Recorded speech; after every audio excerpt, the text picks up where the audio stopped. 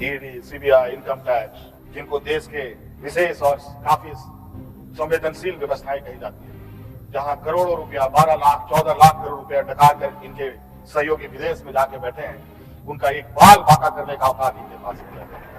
और इनको लगता है ऐसे अंजाम देने से झारखंड के लोग घबरा जाएंगे। ये आप लोगों की बहुत बड़ी भूल, और इतनी बड़ी ये भूल होगी जो झारखंड का इतिहास आपको कभी माफ नहीं करेगा। लेकिन हमने हार नहीं मानी है। इनको लगता है कि मुझे जेल के सलाखों के अंदर डालकर ये अपने मंसूबे में सफल हो जाएंगे। ये झारखंड है अध्यक्ष महोदय, ये देश का एक ऐसा राज्य है जहां हर कोने में आदिवासी, दलित, पिछड़े वर्गों से अनगिनत सिपाहियों ने अपनी कुर्बानी देकर यहाँ के आदिवासी दलितों की जान बचाई। देश आजादी के सपने भी ये लोग नहीं देखते थे अध्यक्ष महोदय, तब से झारखंड के आदिवासी अपनी हक अधिकार की लड़ाई कर रहे हैं। नमस्कार, मैं रवीश कुमार। झारखंड में चंपाई सोरेन सरकार ने विश्वास मत जीत लिया है। चंपाई सोरेन की सरकार एकजुट रही और गठबंधन में फूट भी नहीं पड़ी। जिन लोगों ने इस गठबंधन के टूटने और नई सरकार बनने की आशंका जाहिर की थी, आज सभी गलत साबित हुए। एक ऐसे दौर में जब ईडी के जरिए विपक्ष की राजनीति तय की जा रही है, ईडी के डर को नकार कर विपक्ष ने अपनी एकजुटता दिखाई है, साधारण बात नहीं। विपक्षी एकता की जो राजनीति बिहार में बिखर गई थी, वही एकता आज झारखंड में दूसरे तरीके से खड़ी नजर आई। पूर्व मुख्यमंत्री हेमंत सोरेन का भाषण राजनीति में घुसाए ईडी और आईटी के डर को नकार रहा था, तो दूसरी तरफ उसी रांची में राहुल गांधी की न्याय यात्रा प्रवेश कर रही थी। सदन के भीतर हेमंत सोरेन मजबूती से भाषण दे रहे थे, तो बाहर राहुल गांधी केंद्र पर हमले कर रहे थे, जांच एजेंसियों के इस्तेमाल को नकार रहे थे।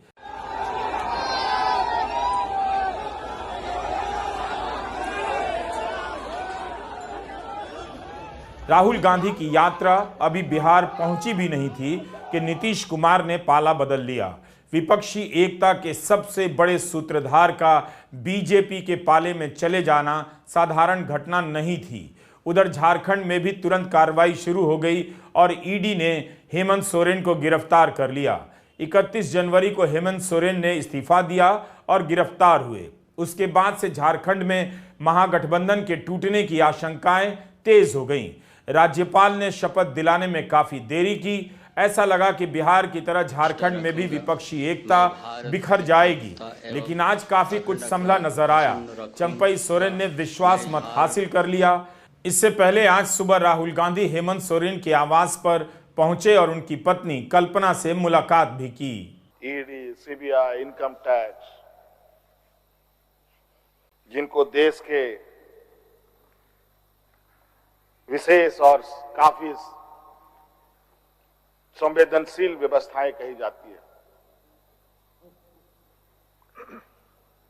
जहां करोड़ों रुपया, 12 लाख 14 लाख करोड़ रुपया डकार कर इनके सहयोगी विदेश में जाके बैठे हैं, उनका एक बाल बाका करने का औकात इनके पास नहीं है। इनके पास औकात है देश के आदिवासी, दलित, पिछड़े के ऊपर और बेगुनाह लोगों पर, और उसमें भी गुनाह किया हो तब की बात तो अलग है, बेगुनाहों पर अत्याचार कर। आज मुझे किस लिए अरेस्ट किया गया अध्यक्ष महोदय? 8.5 एकड़ जमीन के घोटाले पर। अगर है हिम्मत सदन में तो कागज पटक कर दिखाएं कि 8.5 एकड़ का जमीन हेमंत सोरेन के नाम पर है। अगर होगा मैं उस दिन से राजनीति से इस्तीफा दे दूंगा। अध्यक्ष महोदय, जब राजनीतिक रूप से ये नहीं सकते हैं तो ऐसे ही बैकडोर से हमला करते हैं, पीठ पर हमला करते हैं। अध्यक्ष महोदय, मैं आंसू नहीं बहाऊं, आंसू वक्त के लिए रखूंगा। आप लोगों के लिए आंसू का कोई मतलब नहीं। आदिवासी दलितों का, पिछड़ों का, आदिवासी के आंसुओं का कोई मोल नहीं। वक्त आने पर हम इनके एक एक सवालों का जवाब और एक एक इनके षड्यंत्र का जवाब वक्त आने पर बड़ी माकूल तरीके से दिया जाएगा। हेमंत सोरेन ने अपने भाषण में कहीं से कमजोरी झलकने नहीं दी। जेल का भय उनके चेहरे पर नहीं था और ना उनके बाद उनकी पार्टी के टूट जाने या खत्म कर दिए जाने का खौफ। वे अपने समर्थकों और सामाजिक आधार से लगातार संवाद कर रहे थे। वे अपने भाषण में लड़ाकू की तरह दिखना चाहते थे। हेमंत सोरेन जेल से सीधे विधानसभा पहुंचे। उन्होंने कहा कि वे आंसू नहीं बहाएंगे, इन आंसुओं को वक्त के लिए बचा कर रखेंगे।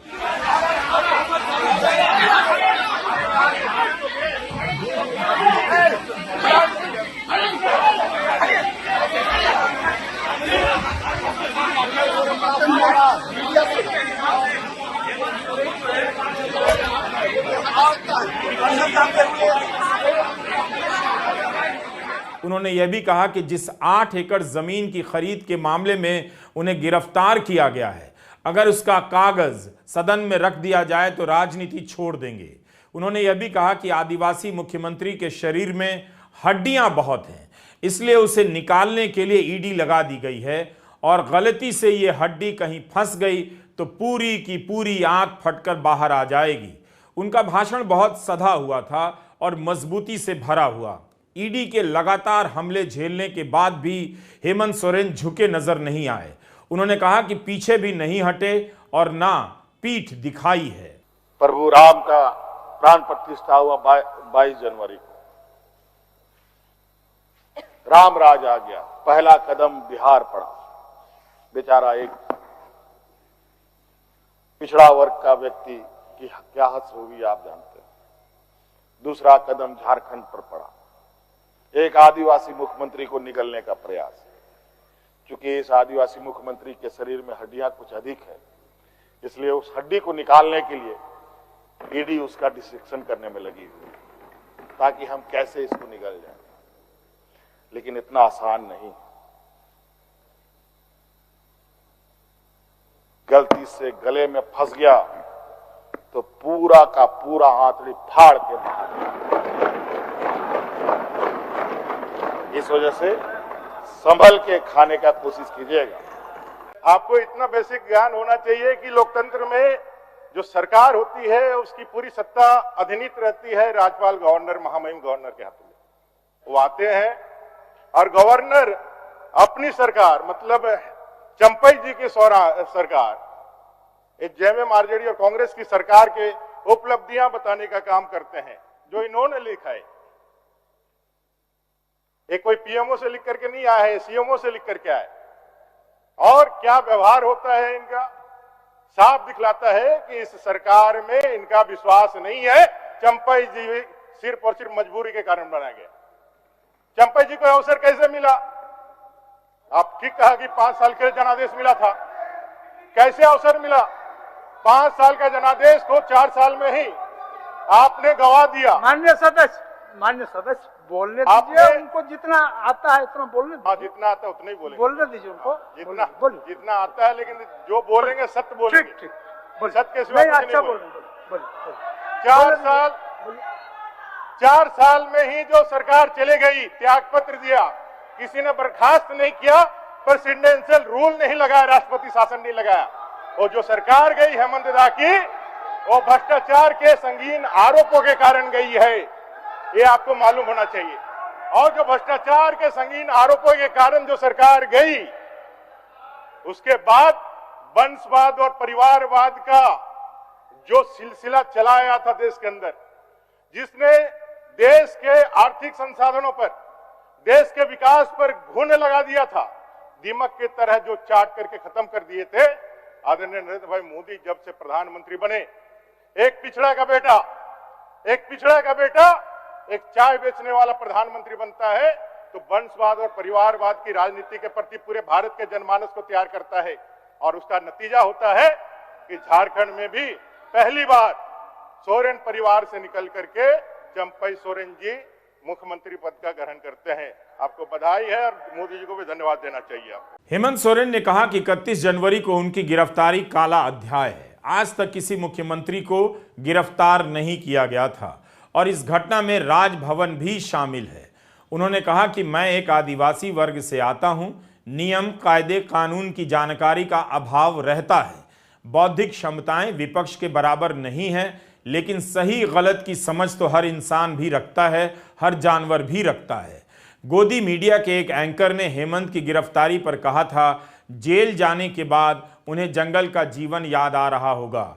इस पर हेमंत सोरेन ने कहा कि हम लोग जंगल से बाहर तो आ गए, मगर उनके बराबर हो गए तो उनसे बर्दाश्त नहीं हो रहा है। इनकी घृणा इतनी, इनको ताकत कहां से मिलती है, ये हमारे समझ से परे है।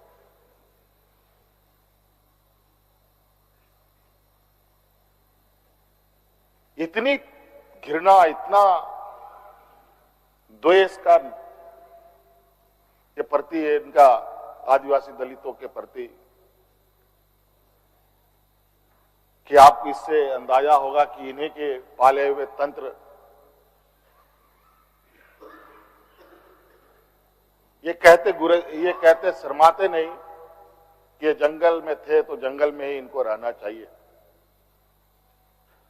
हम जंगल से बाहर आ गए, इनके बराबर बढ़ गए तो इनके कपड़े मैले होने लगते हैं। ये हमें अछूत दिखते हैं।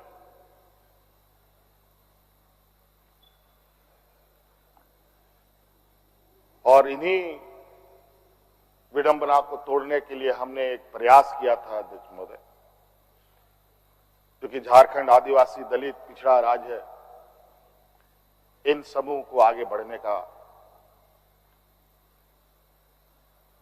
इनका मार्ग प्रशस्त करने में हमने कोई कमी नहीं छोड़ी। इनका बस चले तो हम अभी भी जंगल में जाकर के वही 50-100 साल पुरानी जिंदगी में जिए। और मुझे इसका आभास था अध्यक्ष महोदय, जो इनके अंदर छुपी कुंठा है वो आए दिन ये बयां करती थी। इनके आचरणों से, इनके बयानों से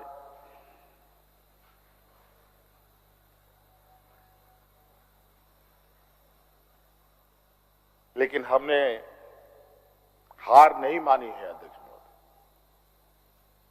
इनको लगता है कि मुझे जेल के सलाखों के अंदर डालकर ये अपने मंसूबे में सफल हो जाएंगे। ये झारखंड है अध्यक्ष महोदय, ये देश का एक ऐसा राज्य है जहां हर कोने में आदिवासी दलित पिछड़े वर्गों से अनगिनत सिपाहियों ने अपनी कुर्बानी देकर यहां के आदिवासी दलितों की जान बचाई। देश आजादी के सपने भी ये लोग नहीं देखते थे अध्यक्ष महोदय, तब से झारखंड के आदिवासी अपनी हक अधिकार की लड़ाई लड़ रहे। झारखंड के पूर्व मुख्यमंत्री ने आज के अपने भाषण में उन उद्योगपतियों की तरफ भी इशारा किया जिनकी नजर झारखंड के प्राकृतिक संसाधनों पर है, जो नहीं चाहते कि अड़कर फैसला करने वाला नेता मुख्यमंत्री के पद पर बैठे। झारखंड के परिप्रेक्ष्य के अलावा पूरे देश के पैमाने में अब आदिवासी दलित पिछड़ा अल्पसंख्यक सुरक्षित नहीं। विशेषकर झारखंड में तो यहां के खनिज संपदाओं को, जो वर्षों से इस पर लोगों की गिद्ध नजर है और आगे भी रहेगी। ये तो हम थे अध्यक्ष महोदय, ये बहुत फूक फूक करके उनको आगे बढ़ना पड़ता था।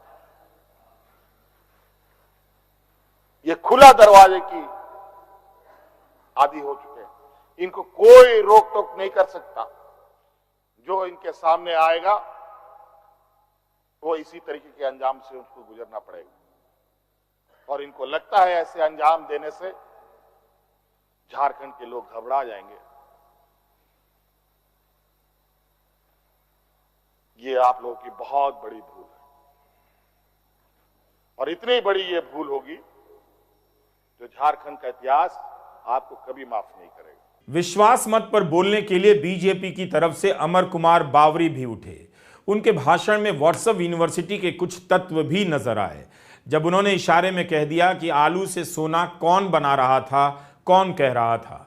उन्होंने नाम तो नहीं लिया, मगर व्हाट्सएप यूनिवर्सिटी में आलू वाला यह बयान राहुल गांधी का बताकर चलाया जाता है, जबकि इस झूठ का कई बार पर्दाफाश किया जा चुका है।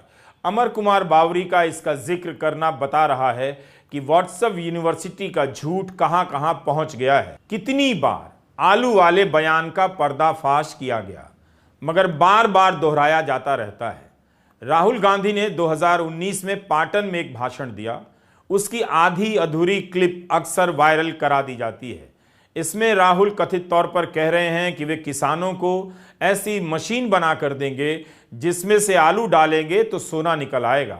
लेकिन फैक्ट चेक करने वाले पत्रकारों ने अक्सर इस बयान का पर्दाफाश किया है कि उनका मूल बयान ऐसा था ही नहीं। अपने भाषण में राहुल गांधी नोटबंदी की बात कर रहे थे और कह रहे थे कि प्रधानमंत्री मोदी ने इस तरह के वादे किए हैं कि आलू डालने से सोना निकल आएगा।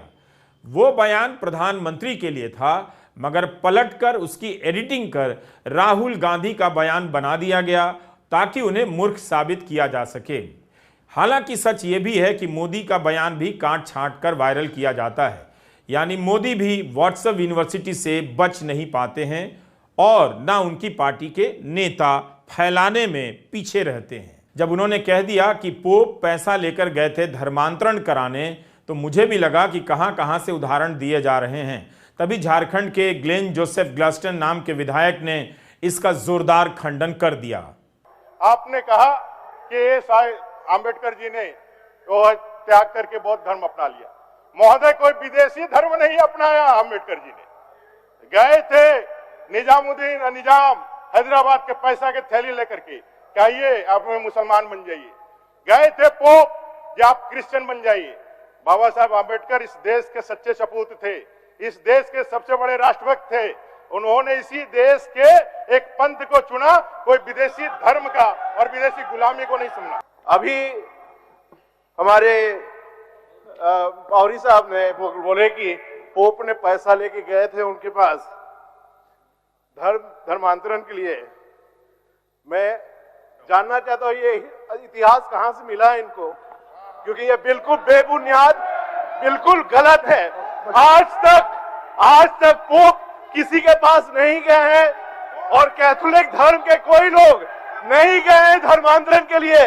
मैं दावे के साथ बोल सकता हूं ये बहुत जरूरी है कि आज के नेताओं को व्हाट्सएप यूनिवर्सिटी के ज्ञान से मुक्त कराया जाए। अगर इस तरह से बातें होती रही तो एक दिन राजनीति में कोई सही बात पर यकीन नहीं करेगा।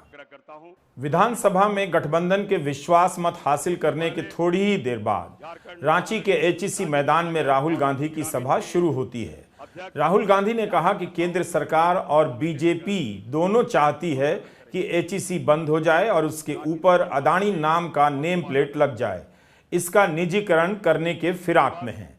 आपको याद होगा कि पिछले साल चंद्रयान के बाद एचईसी से जुड़ी खबरें आई थी कि यहां के कर्मचारियों को महीनों से वेतन नहीं मिला है। राहुल गांधी ने अपने भाषण में उन सभी की बात की। उन्होंने कहा कि उनकी सरकार आई तो एचईसी को मजबूत करेंगे, प्रतिस्पर्धा के लायक बनाएंगे, मगर इसका निजीकरण नहीं होने देंगे। यहां पे आपकी सरकार को ये क्यों हटाए? क्योंकि ये इस बात को एक्सेप्ट नहीं कर सकते हैं कि झारखंड में आदिवासी चीफ मिनिस्टर है। ये इस बात को एक्सेप्ट ही नहीं कर सकते। इसीलिए इन्होंने हमारी सरकार को हटाने की कोशिश की और कांग्रेस पार्टी, जेएमएम सब मिलकर बिल्कुल इनके सामने एक लाइन में खड़े हो गए और क्या हुआ? सरकार बच गई। ये हर प्रदेश में करते हैं। जहां भी उनको चांस मिले ये या सीबीआई का प्रयोग करके, ईडी का प्रयोग करके, इनकम टैक्स का प्रयोग करके या पैसा देकर ये यही काम करते हैं।